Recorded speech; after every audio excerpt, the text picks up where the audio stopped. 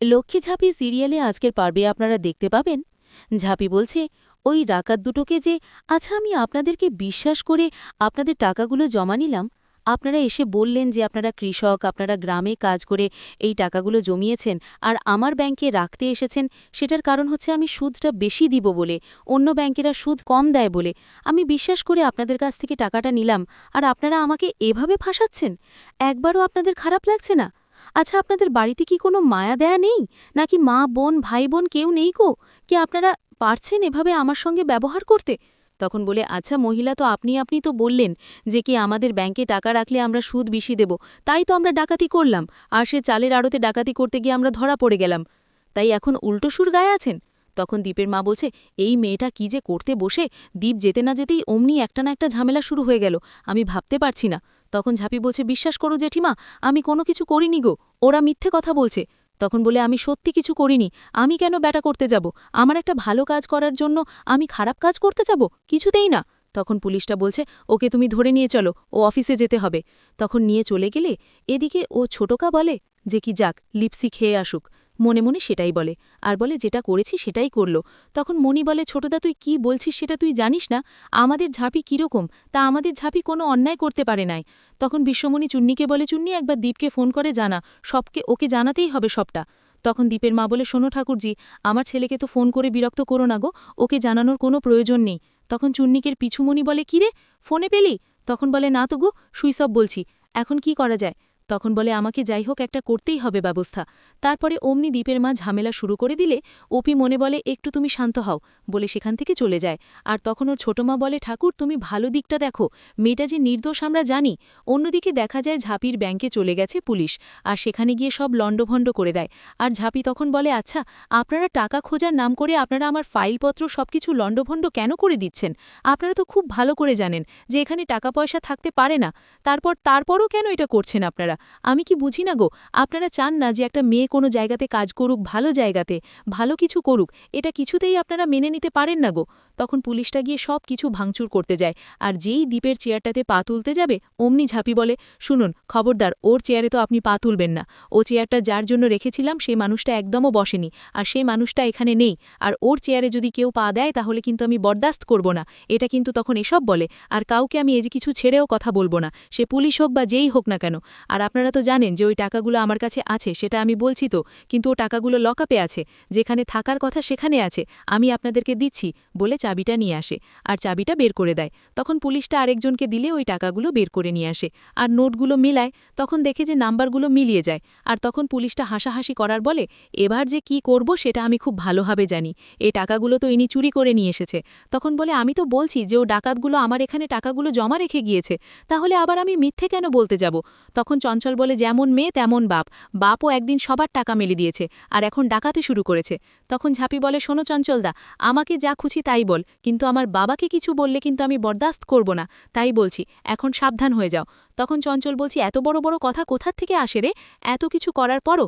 তখন নীলু বলে দাদা তুই একটু চুপ কর না, তুই তো ভালো জানিস ঝাঁপি এসবগুলা করেনি।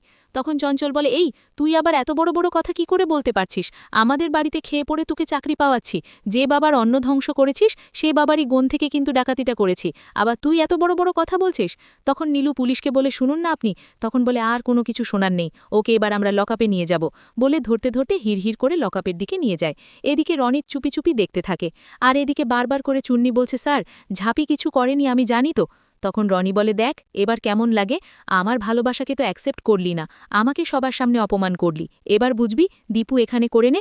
তখন চুন্নি বলে যাই হোক দাদাভাইকে ফোন করতেই হবে আমাকে। এদিকে ঝাঁপিকে লকআপে নিয়ে চলে এসেছে, আর তখন আবার ঝাঁপি বলছে শুনুন আমি কিন্তু এসটি ম্যাডামকে বলবো। তখন পুলিশটা বলে আপনি অপর মহলে বলে বা কি করবেন, আপনাকে কিন্তু আমরা প্রমাণ স্বরূপ ধরেছি, তাই আপনার অপর মহল কিন্তু কিচ্ছু করতে পারবে না। তখন চঞ্চল বলে আপনারা ওর কথা শুনছেন কেন, ওকে লকআপে পুরো। তখন নীলু জয়দাদার কাছে বলে দাদা তুই তো জানিস ঝাঁপি এরকম কিছু করেনি, আর শুধু ঝাঁপির জন্য আমরা এখানে আসিনি, তোরা যাতে আবার অপমানিত না হয় সেই কারণে এসেছি। এর আগেও তোরা মূর্তি চুরি করার অপবাদ দিয়েছিলি ঝাঁপিকে, কিন্তু ঝাঁপি তো প্রমাণ করে দিল এটাও কিন্তু ওর ষড়যন্ত্র করছে ওর বিরুদ্ধে। তখন নীলু বলে ওর বিরুদ্ধে ষড়যন্ত্র কে করবে রে, আমাকে বেশি বকাতে আসিস। তখন ঝাঁপিকে লকআপে পুরে দিলে নীলু আসে বলে তুই একদম চিন্তা করিস না, আমি তো লয়ারের সঙ্গে কথা বলছি আর আমি নিয়ে আসব, তার আগে তুই কান্নাকাটি করবি না, তুই শান্ত হয়ে কিন্তু এখানে থাকবি, ভেঙে কিন্তু পড়বি না, আমি বলে দিচ্ছি।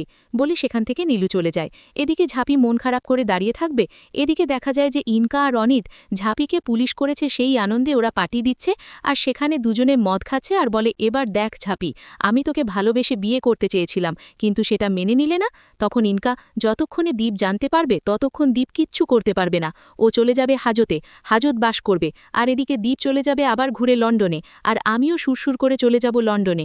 আর ওখানে গিয়ে তখন রনি বলে আমি আসছি, আমার একটা ছোট কাজ আছে। তখন দীপ বলে সরি। তখন ইনকা বলে আবার কি কাজ আছে? আসছি, এসে আবার জয়েন করছি, বলে চলে যায় ঝাঁপির কাছে। আর গিয়ে বলে দেখ, আমি কিন্তু এখানে সব থেকে বেস্ট লয়ালি এনেছি, আমার কাছে যত টাকা পয়সা আছে সবটা দিয়ে তোকে আমি ছাড়িয়ে নিয়ে যাব।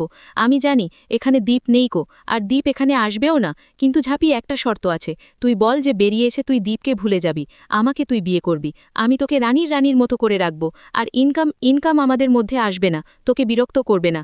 তখন বলে ওরে শয়তান, তুই এসব কিছু করার জন্য তুই আমাকে বিপদে ফেলেছিস, যে তুই আমার সঙ্গে এসে ভালো মানুষ সাজতে পারিস? আমি এবার বুঝতে পেরেছি তোর আর ইনকার একটা প্ল্যান ছিল, তাই না? শোন একটা কথা বলি, আমি কিছুতেই এখান থেকে বেরোবো না, তার তোর দয়ায় আমি বেরোবো, তুই ভাবলি কি করে? আমি যদি সত্যিকার ভালোবেসে থাকি ওকে, তাহলে আমার মন বলছে যে ও ঠিক আমাকে এসে উদ্ধার করবে, আর যদি বাই চান্স নাও আসে তাহলে আমি সারা জীবন এখানে পচে মরব। তো ভালো, আমি তোর হেল্পে আমি এখান থেকে বেরোবো না গো, এটা মাথায় রাখিস, তুই এখান থেকে চলে যা, বারবার করে কিন্তু আমি বলছি। তখন রনি বলে শোন, ও কিন্তু কখনো আসবে না, ও যেখানে যা সেখানে কিন্তু চলে গেছে, সে না আসুক, কিন্তু তুই এখান থেকে চলে যা। তখন ঝাঁপিকে রেখে রনি ওর লয়ার নিয়ে সেখান থেকে চলে যায়। আর ঝাঁপি তখন মন খারাপ করে শুধু ভাবতে থাকে যে যতবার বিপদে পড়েছে ও, ততবার দীপকে বাঁচিয়েছে। আর তখন ঝাঁপি বলে আমি যে অসহায় হয়ে গেছি মনে হচ্ছে, আমার সত্যি সবকিছু তুমি নিয়ে চলে গেছো, আমাকে কি সত্যি তুমি বাঁচাতে আসবে না? তাহলে কি সত্যি তোমার কথাটা ঠিক, যে তুমি আর কখনো আসবে না এখান করে, যে আমাদের বিয়েটা মিথ্যে, মাছলঠি যেটা করেছে সেটা ভুল, আমাদের দাম্পত্য জীবন ঠিক না, এটা কি তাহলে সত্যি? এটা কি প্রমাণ করে দিলে? এসব বলে ঠিক তখনই দীপ সেখানে আসে, ঝাঁপি বলে চিৎকার করে ডাকতে থাকে। আর তখন ঝাঁপি বলে কে? তখন দেখে দীপ, তখন বলে তুমি এসেছো তো? হ্যাঁ, আগাম পর্বে দেখতে হবে যে জজ সাহেব বলছে ডাকাত দুটোকে, আচ্ছা তোমরা যে পুলিশকে এক স্টেটমেন্ট দিয়েছো আর তোমরা ম্যাজিস্ট্রেটকে আরেক রকম স্টেটমেন্ট কেন দিয়েছো?